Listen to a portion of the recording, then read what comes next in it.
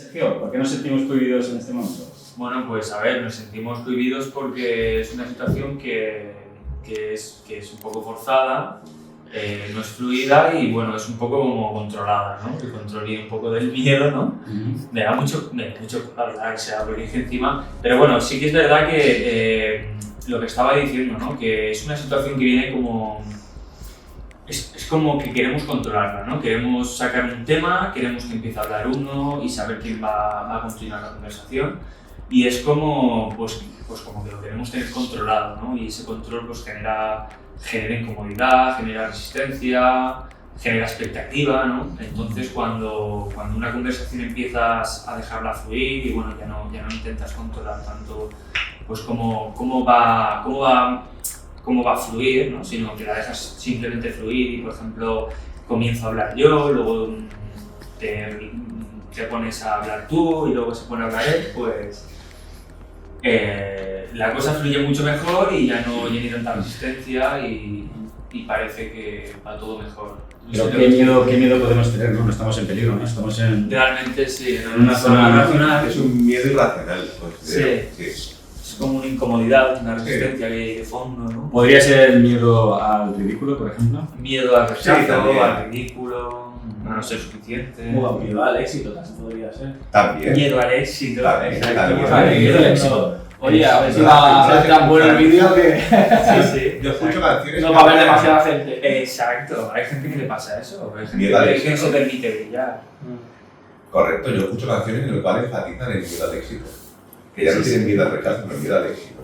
Incluso el miedo, por ejemplo, A destecar, cuando eres muy introvertido, muy reservado, miedo a destacar en algo, a mí me ha pasado. o miedo a tener mucho dinero. Hay gente que dice tener o querer mucho dinero y realmente inconscientemente no, pues su lenguaje corporal o lo que hacen, las acciones que toman en su día a día, pues no demuestran, ¿no? Que realmente quieran a lo mejor ese... Es que yo creo que el dinero está bien en su justa medida. Si te pasas, mal. Si te quedas corto, mal también. Puede generar problemas. De hecho, hay estudios en los cuales se demuestra que más de, no sé, 65.000 euros al año o 70.000 euros al año es contraproducente. Porque ya te puede generar primero encontrarte con personas en el cual parasitan y todo eso, o tienes que juntarte con personas en el cual están en tu mismo estatus económico, social. Puede haber una hipergamia, es complicado ya. Sí, pero sí que es verdad que tú puedes facturar al mes 75.000 euros y no tienes el por qué rodearte con gente que factura. No, sería un error, sería algo elitista. Exacto. Correcto, sería un error. Bueno, pero ¿sería un error o no? Bueno, algo clasista, algo... Bueno, o no. El tener que rodearte exclusivamente de gente con tu estatus económico. Exacto, exclusivamente no. Correcto, yo creo que está bien la variedad, el juntarte con gente de clase baja, media, alta, poder juntarte con gente de todos los lados. Lo que pasa es que hay gente que tiene mucho dinero que tiene miedo a que se junta solo con estatus económico de clase alta por miedo a ese parasitismo social, a ese... Entonces, el miedo al éxito sería por la envidia, ¿no? Que podría conllevar eso, ¿no? Ha pasado casos de gente que puede tener un cierto miedo a que la gente le envidie en destacar en determinados campos. O porque no te valoren por lo que realmente eres, ¿no? Sí, o porque eres un exceso de introversión. Sí, puede ser. Sí, puede ser también que de pequeño a lo mejor pues hayas tenido ciertas personas en tu entorno que te hayan limitado mucho, que no te hayan dejado expresarte tal y como querías y pues a lo mejor no te sientas capacitado o no quieras ser realmente o dar todo lo que puedes de ti por miedo a que te cojan y te limiten, ¿no? Y te digan esto es suficiente, o sea, esto es demasiado, esto... ¿Qué éxito ha tenido Tony con el gatito? Son patrones. Al final le da miedo también que le muerda demasiado. Los animales El irracionales, éxito, ¿eh? no, los animales irracionales se juntan entre ellos. Bueno, y el tema de la dependencia emocional. La habéis sufrido primero, diría yo, ¿no? Bueno, yo creo que todos somos dependientes, ¿no? Bueno, Sí, de interdependientes. cierta manera sí. Entonces, mientras que no sea una dependencia patológica, ¿no? Sí, mientras que se pueda sobrellevar, que sea algo sano, que no te condicione demasiado, ¿no? En tu día a día. Contarnos un poco acerca de cómo ha sido vuestra dependencia emocional, cómo la habéis superado. Hombre, yo creo que la dependencia emocional es una falta de autoestima, unas carencias a nivel familiar, a nivel educacional, a nivel en el cual te generan unas carencias que tienes ahí unos vacíos y tratas de suplirlas con la aprobación externa, con el exceso de aprobación externa, con miedo a la soledad, Yo creo que sí, un poco por ahí los tiros. Y yo me siento identificado porque he tenido dependencia emocional en el ámbito relacional dentro de la familia, dentro de los amigos, dentro de las parejas. Lo más patológico ha sido las parejas porque se genera un vínculo ahí sexoafectivo más arraigado. Sí, yo creo que va muy relacionado con lo que dice Pablo, el tema de la autoestima. Un poco la forma también de trabajar en la dependencia emocional es cuando ya no pones en la otra persona, o en otras personas y en las relaciones, ese cubrir tus necesidades, ¿vale? Sino porque ya te ves tú capaz de realmente, incluso aunque pierdas relaciones, de poder generar nuevas, de cubrir tus propias necesidades en cierto modo, aunque somos interdependientes, pues poder saber que tenemos los recursos para poder al final cubrirlas de una manera u otra. Entonces, Sin depender. claro. Y cuando tienes una autoestima más equilibrada es más fácil. Exacto. O sea, una forma de cubrir, ¿no?, la dependencia sería rodearte de un círculo de personas grandes, ¿no? Eso es lo que estás contando. Sí, para Sí, mí sí, es sí. una buena manera de ver que realmente tienes personas a las que les importas y para quienes eres importante y que te importan. Entonces, de alguna manera sientes que tienes una seguridad. Yo creo que en el fondo al final siempre buscamos una sensación de seguridad y que no existe. Una forma de paliar un poco, de minimizar la dependencia emocional es tener un círculo que no sea tan limitado. Que lo que me pasa a mí, que ha sido muy limitado en el ámbito relacional, entonces yo creo que es también abrir miras, abrir la mente y tener círculos, varios amigos, familia la más amplia posible, rodearte de gente más amplia, no quedarte tan solo, porque si te falla luego esa persona se te cae, se te derrumba todo. Lo que suelen decir, ¿no? De no poner todos los huevos en la misma cesta. Pues, Sí, correcto. Pero hay que decir que hay personas que viven completamente solas, no tienen dependencia emocional. Eso quería comentar. Entonces, no solamente se puede suplir con un círculo de personas, ¿no? Creo que hay otras formas, ¿no?, de sentirte suficiente tú solo. Claro, exacto. Como la propia palabra indica, dependencia emocional, lo que quiere decir la propia palabra es que como que dependes, ¿no?, Correcto. emocionalmente de personas externas a ti. Correcto.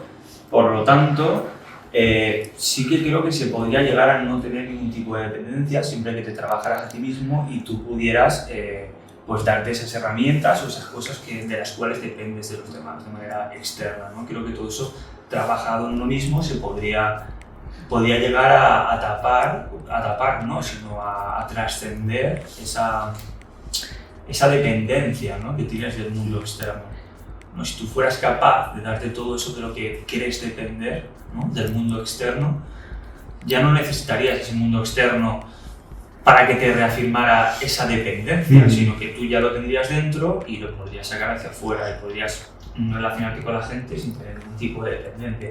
No sé si...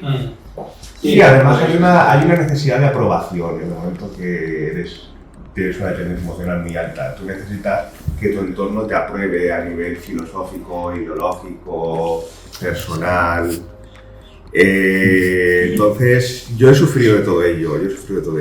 Y la verdad que mejorando la autoestima, cambiando la filosofía, saliendo de la ideología, juntándome con gente que me respetaba, como pensaba, es muy importante, con la asertividad, la verdad que he mejorado bastante. Aún me queda que rascar, aún me queda que mejorar, pero he mejorado bastante. Sí. Yo creo que el primer paso para superar la dependencia emocional es estar solo, saber estar solo, ¿no?, aprender esa parte. Y luego desde ahí te puedes relacionar con las personas de un modo mucho más constructivo, ¿no?, mucho mejor. Entonces yo creo que empezaré por esa parte. Sí, o sea, tú dirías que el primer paso para superar o trascender la dependencia emocional sería empezar a trabajar en uno mismo, ¿no? En primer lugar, sí. Yo conozco mucha gente que está sola y me ha dicho que está muy a gusto sola y le da pereza relacionarse con otras personas. Entonces, realmente no es necesario tener otras personas para no sentir esa dependencia. Yo me preguntaría, detrás de esa pereza de estas personas, a veces si puede haber un miedo. Porque es verdad que se puede llegar a estar muy bien uno solo, de consigo mismo, y a lo mejor en ciertas temporadas de tu vida no necesitas pues buscar más relaciones, pero si detrás de eso también puede haber un miedo a mostrar tu vulnerabilidad o relacionarte con otras personas, que eso te exponga a un... O una sintomatología como el esquizoide, el esquizotípico, en el cual se sienten bien estando solos y no necesitan relacionarse, una interdependencia. A veces puede haber más cosas ahí en cuanto a... o el miedo ese, como tú decías, también a relacionarse por no sufrir. Me ha pasado, he tenido una época de no querer relacionarme por el sufrimiento externo que he podido sufrir. Sí, puede que esa apariencia de trascendencia, ¿no? De dependencia emocional pueda ser un mecanismo de defensa, ¿no? Sí, para suplir ese miedo, ¿no? a relacionarte con los demás, ¿no? Y afrontar ciertas experiencias que a lo mejor no estás preparado o no estás dispuesto a afrontar en ese momento. Sí, coincido un poco en eso, que realmente el empezar trabajando en uno mismo, el estar bien con uno mismo, es el primer paso. Luego a partir de ahí también el cuando ya buscas al otro, ya no hacerlo desde la necesidad, sino un poco desde yo estoy bien, sé que tengo recursos para estar bien o conseguir cubrir mis necesidades, pero puedo llegar a conectar con más personas, las cuales me aportan un plus, como el caramelito dentro de lo bien que ya estoy, es como darle el postre, un plus, pero no es una necesidad, sino un plus. Ese es el motivo también de muchas relaciones tóxicas, ¿no? Porque estamos eligiendo a esas personas desde la carencia, Desde la necesidad. Entonces ahí pues las elecciones son malas. Y lo que tenemos que hacer es primero saber estar con nosotros mismos y en el momento que consigamos no tener esa dependencia, es en el momento que podemos elegir personas. Exacto. La dependencia emocional, coincido contigo en que viene de un estado de carencia y de necesidad.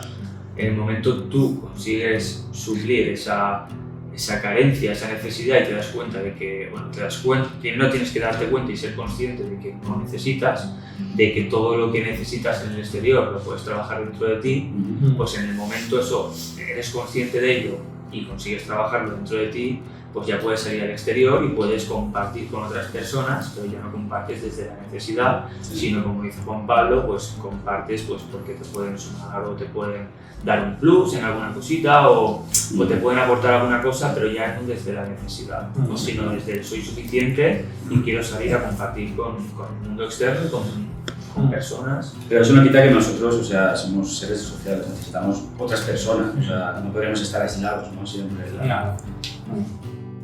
Como iba hablando, sabemos que en la sociedad actual, ¿no? El amor siempre es muy dependiente, ¿no?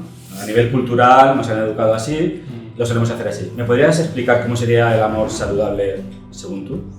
Sí, bueno, a ver, el amor que nos han inculcado y que hemos normalizado en esta sociedad es más un amor romántico y es un amor dependiente, ¿no? En el cual pues dependes de la otra persona y tiende a ser bastante tóxico.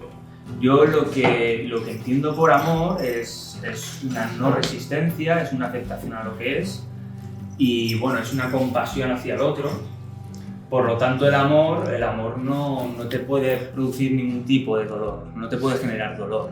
En una ruptura tampoco, o sea, si tuvieras una ruptura, de repente, o sea, ¿serías capaz de no sentir ningún dolor? O sea, me estás diciendo que no habría duelo. Puede que hubiera algo de duelo, pero si tú percibieras desde el amor, aceptarías que esa persona realmente no quiere estar contigo y la dejarías libre, la dejarías hacer lo que quisiera. No te aferrarías a ella, no negarías, no intentarías controlarla, porque todo eso generaría todavía más dolor. Pero si no niegas... Dejarías fluir la situación.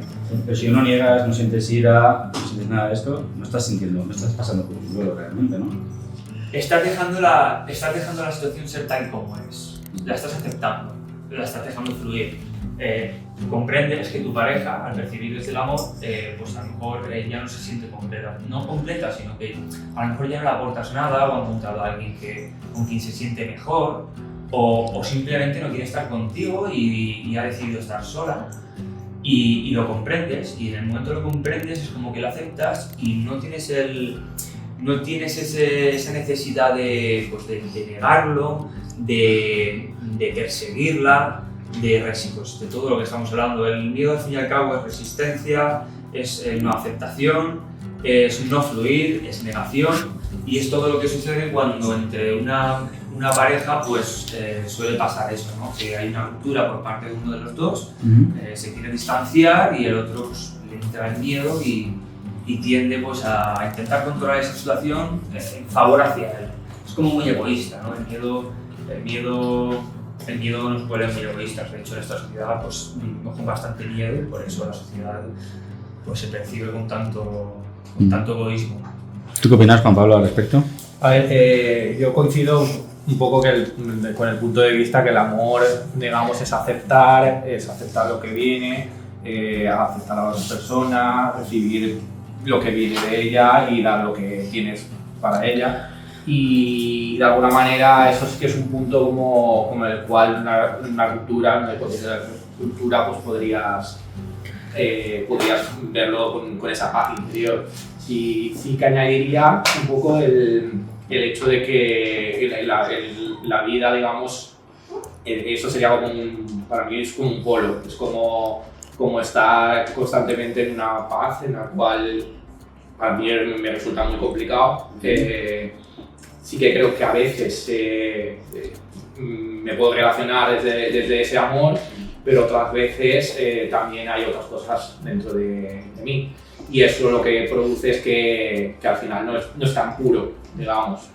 Esa falta de pureza pues luego pues conlleva obviamente que hay miedos, que hay otras sensaciones, que habría rabia, habría otras emociones en una ruptura. Es decir, que de alguna manera creo que al final no es muy difícil estar siempre en esa aceptación radical de todo lo que llega, todo lo que vives y al final pues soy una persona vulnerable en la cual pues eso, de alguna manera sí que puede haber cabida más cosas. Es que a mí lo que dice Sergio me parece muy chocante. Por ejemplo, el hecho de que una pareja te deje y te dé, casi igual, ¿no? O sea, no sé, parece un poco de indiferencia, ¿no? Puedo notar ahí un poco de indiferencia. Pero percibiéndolo desde el miedo. Explícame. Tú me haces la pregunta percibiéndola desde el miedo. O sea, tú percibes no, percibir desde el miedo no. O sea, vamos a ver, tú cuando tienes algo bueno, ¿no? Sí. Normalmente lo valoras y quieres estar, ¿no? Con esa persona. En el momento que esa persona desaparece de tu vida, ¿no? Pues no te deja un vacío, en tu caso, como estás diciéndome, ¿no? Puede dejarte, sí, claro, puede dejarte, tú puedes sentir el duelo, pero sí que es verdad. Pero para mí el duelo, es que a lo mejor el duelo para ti es algo distinto, ¿no? Lo que es para mí. El duelo para mí es, pues eso, hay diferentes emociones, ¿no? Está la ira, está, pues eso, pierdes el control, o sea, sí, pero la ira es como un tormento, ¿no? Claro, pero la ira es un aspecto del miedo, la ira al final es una resistencia a lo que es. Cuando tú te resistes a lo que es, cuando tú te resistes a lo que quiere estar contigo, viene la ira. Pero la ira no puede ser funcional en este caso también durante un tiempo. ¿Funcional? ¿Qué función quieres que...? Todas las emociones, tienen una función, ¿no? O sea, a lo mejor la ira, pues en ese momento, pues estás viendo que un comportamiento te está dañando y tú te estás defendiendo con... La ira es una forma de defensa, ¿no? Claro, es un mecanismo de miedo para resistirse a lo que es. Esa es la función de pero la ira. Pero yo creo que estás enfatizando solo en tu experiencia. Claro, es que es lo que te estoy diciendo. En tu experiencia, no estás abriendo la mente y no estás viendo que... Yo, por ejemplo, he tenido relaciones en las cuales el duelo he sido iracundo y en el cual el duelo pues había una aceptación desde el primer momento y la dejaba porque he querido más sanamente. Entonces, cuando he querido más sanamente... ¿O porque no te importaba? No, te equivocas. De hecho, fue más sanamente. De hecho, fue la persona que más he querido, la que más acepté que se marchara y lo respeté y lo acepté. Tuve un duelo porque no deja de ser una muerte en vida, pero en cambio otra persona que no quería tanto, pues me puse iracundo, irascible. Creo que yo, por ejemplo, he tenido las dos opciones, me pasan las dos cosas. Y una porque era el miedo, lo que tú dices, toda esta resistencia. Pero no comprendo que una persona que quieras más, o sea, sí, tengas menos duelo que una persona que no quiere. Porque yo creo que los peores duelos son las relaciones disfuncionales. Cuando hay una dependencia emocional muy patológica, un miedo a la soledad, es cuando son los peores duelos. duelos que se pueden perpetuar en toda tu vida. Puedes tener un duelo toda tu vida porque yo creo que esa relación ha sido muy disfuncional. O el disfuncional ha sido uno mismo, ojo. Entonces yo creo que los peores duelos es porque ha sido una relación que no iba bien. A mí me gustaría tener duelos de esa forma, por eso no Yo he tenido. Yo quería enfatizar el tema cuando dices querer a una persona, o sea, ya la propia palabra de querer a una persona ya viene desde una percepción del miedo.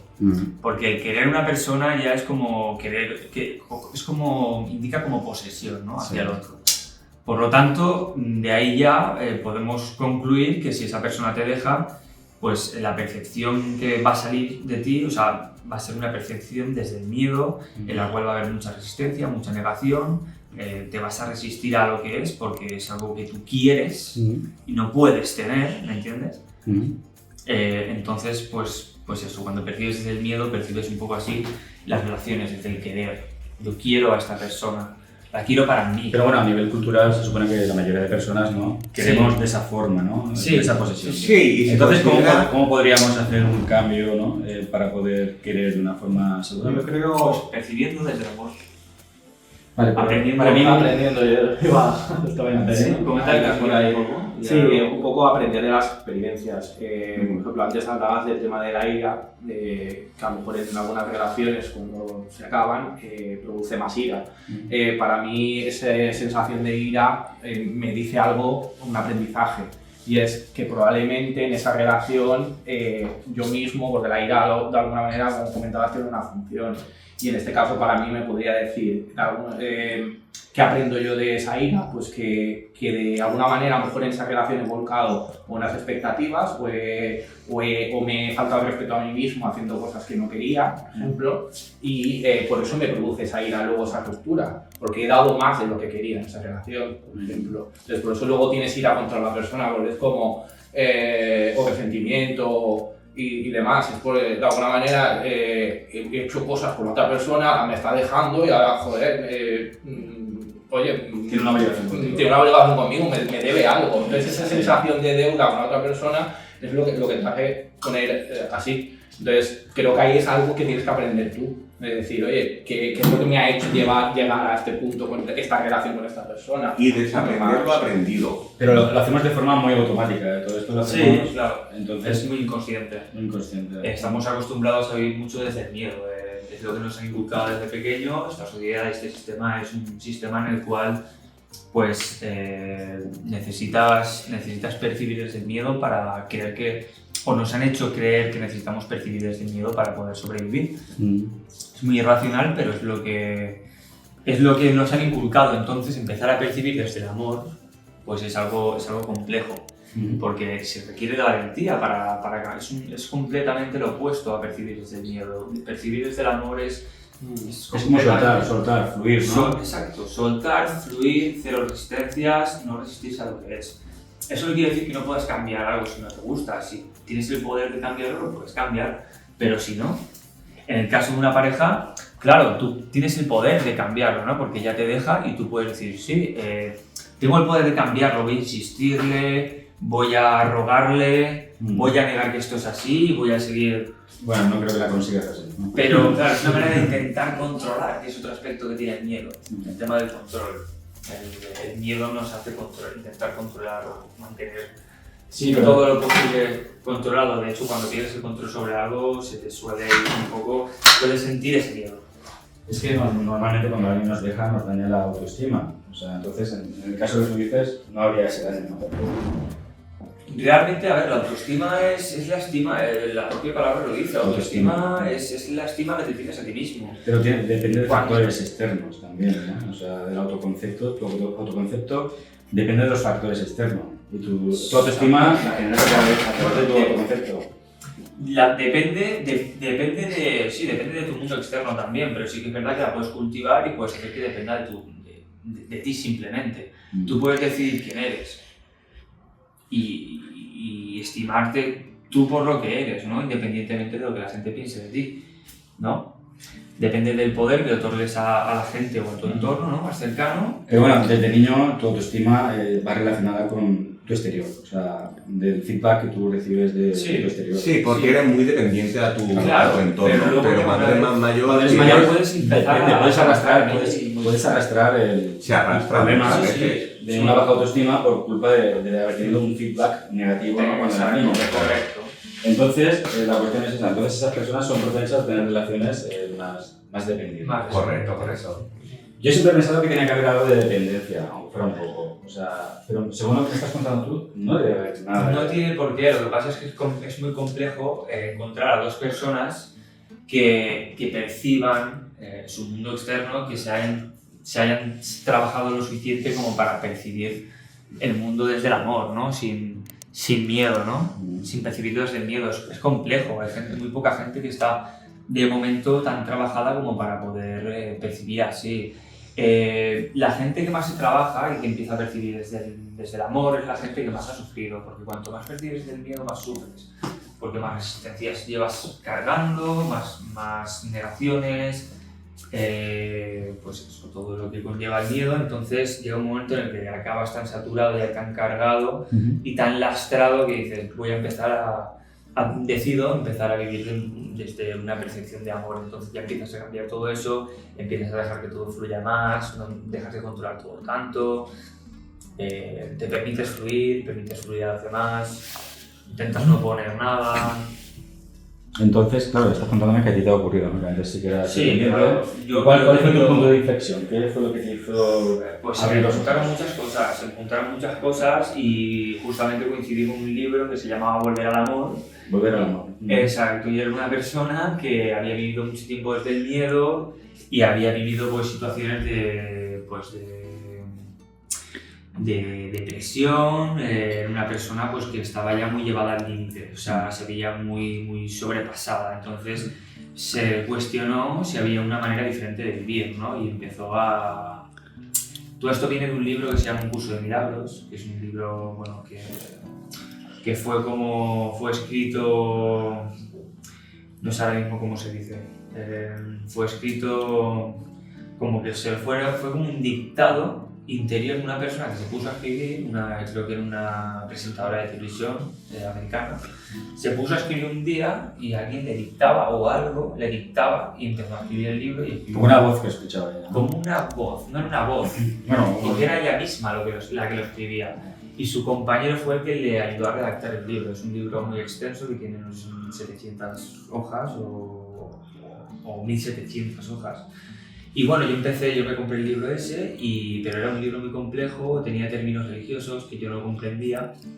Y empecé a leer o a buscar libros de gente que hubiera dedicado su vida a comprender el mensaje que intentaba transmitir el libro de Un curso de milagros. Y hubieran sacado libros menos complejos para que la mayoría de la gente, sin tenerse que leer ese libro, pudiera llegar al mensaje, ¿no? Que tenía ese libro tan extenso. Y uno de esos libros era el de Volver al Amor, y era el de una chica que había vivido desde el miedo durante mucho tiempo, con mucha resistencia, mucha negación, y pues se sentía muy mal, y en base a haber leído mucho en el tema del curso de milagros, pues decidió empezar a experimentar y a percibir la vida desde el amor. Y empezó pues, a darse cuenta de eso, de que cuando soltabas el control, cuando empezabas a fluir, cuando dejabas de resistirte a lo que era, es como si te diera igual, ¿no? Soltar, en parte, es como dejarte llevar, ¿no? Es como darte cuenta de que no tiene nada que ver contigo. Tú solo puedes... Lo que va contigo es tu mundo interno. Todo lo externo es un reflejo de lo que llevas dentro. Y cuando te das cuenta de eso es como que ya no tienes la necesidad de estar controlándolo todo, resistiéndote a cosas, sino que ya empiezas a trabajar más en ti mismo. Es lo único que puedes trabajar. Es el único que puedes trabajar y todo lo que trabajas dentro de ti se proyecta hacia afuera y es lo que acabas viendo en el mundo externo. Por eso, para cambiar el mundo de cada persona, lo que tiene que hacer es cambiarse a él mismo por dentro. Tiene que trabajar su mundo interno, es lo más importante. Y cuando trabajas en percibir desde el amor, desde el miedo, pues haces un trabajo interior muy grande que luego pues se ve reflejado en tu mundo externo. Porque hay tantos mundos como personas en el mundo, o sea, no hay un mundo, no hay una percepción universal. Cada persona tiene una percepción del mundo completamente diferente. Y eso depende pues, de lo que has vivido y de cómo decides percibir el mundo. Cuando percibes desde el amor, pues tu mundo se convierte en una cosa, y cuando percibes desde el miedo, pues tu mundo externo en una cosa completamente diferente. Básicamente porque te refleja lo que tú le vas proyectando. Cuando tú percibes desde el miedo, es resistencia, es control, es negación. Ahora mismo no me salen más palabras, pero bueno, el miedo tiene muchos aspectos.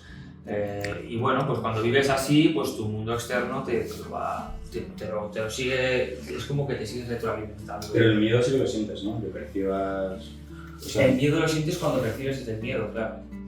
Pero, por ejemplo, ¿tú no sientes miedo ahora, en este momento, cuando pierdes a alguien o cuando en una relación? ¿No tienes miedo a perderla, por ejemplo? ¿O? No tanto. Sí que es verdad que no estoy completamente trabajado. La teoría me la sé muy bien, pero sí que es verdad que, claro, mi vida ha cambiado mucho, ya no sufro como sufría antes. Yo sufría muchísimo.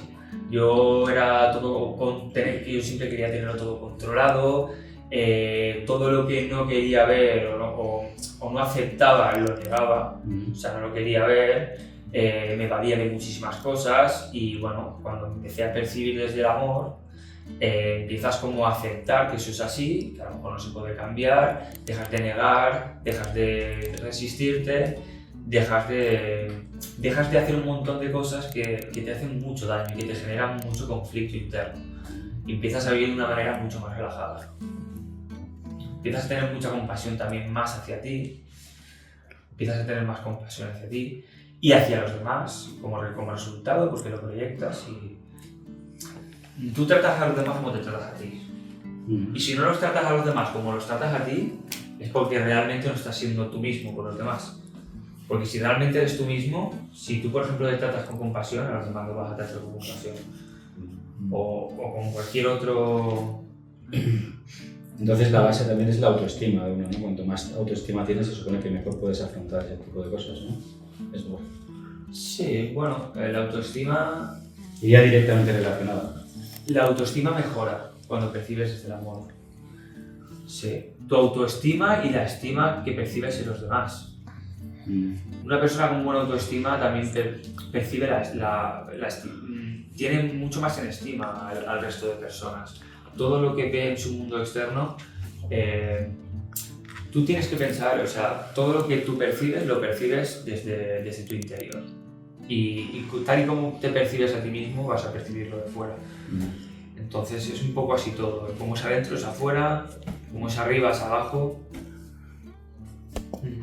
Hacer preguntas porque o hablar vosotros, es que si no me enrollo mucho, es mejor hacer una pregunta, contestarla, porque yo me pongo a charlar y encima como estoy un poco nervioso por el tema de la grabación. Todavía te da por hablar mal, ¿no? Por los nervios te da por hablar mal. Me da por hablar mal. Ya está el vídeo completo, ya todo.